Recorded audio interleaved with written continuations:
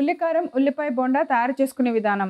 ఉల్లిపాయ ముక్కలు, వెల్లుల్లిపాయ రెబ్బలు, జీలకర్ర, ఉప్పు, కారం, కరివేపాకు, మైదా పిండి, శనగపిండి, వంట సోడా, నూనె, కొత్తిమీర.